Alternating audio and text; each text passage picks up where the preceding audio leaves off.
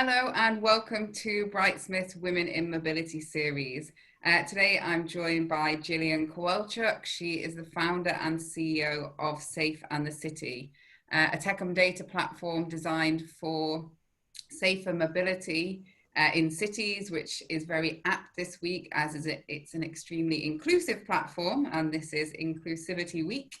So Jillian, if you want to tell us a little bit more about yourself, your journey into mobility, and well, who and what is Safe in the City, and how is it impacting those using it?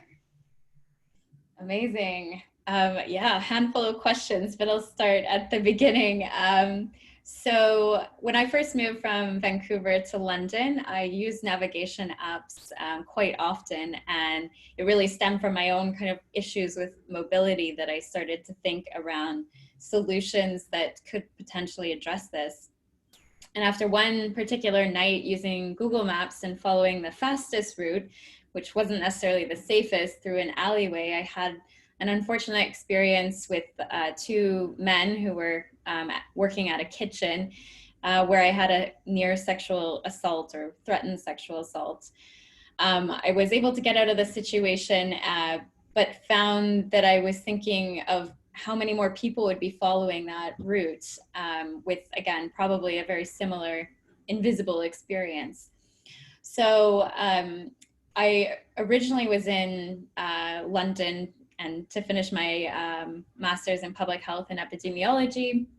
So I had a really interesting lens on looking at prevention, and I thought, this is a really interesting way that you could use a navigation platform to actually embed safety travel as you're moving through it and contributing your experiences, because, as you said, we can't walk in everyone's shoes, but we can actually use technology to engage them in the solutions to design safer spaces.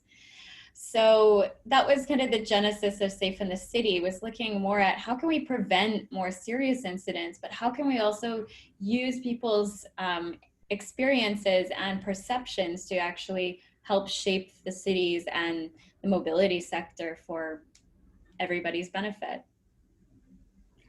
Wonderful. And I know from the conversations we've had before, it's a sector you love and you're very passionate about. So outside of just your own organization, what is it that you love about working in the sector? I think mobility has such a broad definition, and it's really starting to take shape in at least the tech sector. And this being, with even in London, there used to be hundreds of, millions of people taking these journeys every year, and, being able to impact that many lives was something that was really important to me. This, solution itself is quite simple, but I think the execution is quite difficult. But being able to align with other people in that sector has been really important. I've been involved with women in transport. I'm a member of that community, and starting to see a lot more of these pockets of inclusivity coming and taking shape. So it's a really exciting time for that industry.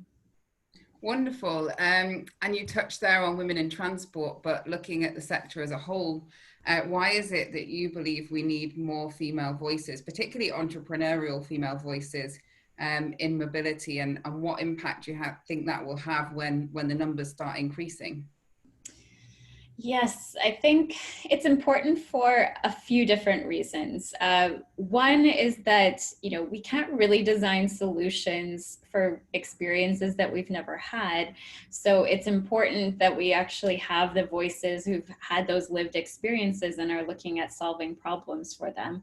If people haven't read the book Invisible Women, this goes into detail about, again, how we've kind of been defaulting a lot of the design and tech and AI and healthcare around a middle class kind of Western Caucasian man.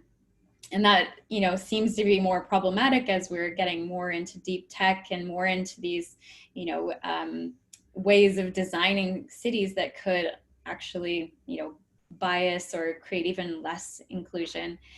So I think that's really important, that female entrepreneurs are leading issues targeted at that. But then it also comes from the actual problem. And at least with Safe in the City, our focus is very much on the incidents that are underreported.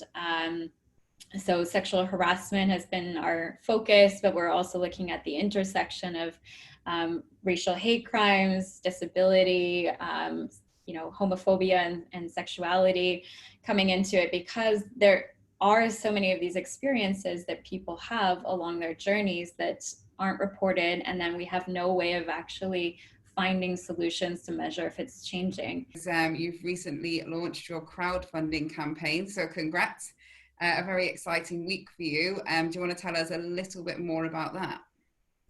Yes, so we're crowdfunding on the Crowdfunder platform, and this is part of the Pay It Forward Mayor of London Bounce Back funds. So we are fundraising to support charities and nonprofits to be able to access the information so that they can also see these insights and know how that they can work to implement the changes within their speciality. We did one such report with UN Women UK, and they've been able to do quite a few things with that. So we're looking of how we can do that, not only in London, but also looking at how we move throughout the UK. Wonderful. And any other exciting opportunities or things coming up that you want to share with us? So we're also building out our risk API. So if you have a tech platform that you don't have access to safety information from the police or from users, we can supply that to you. We can supply that to you so that you can also have safety at the forefront of your mobility technologies. Amazing.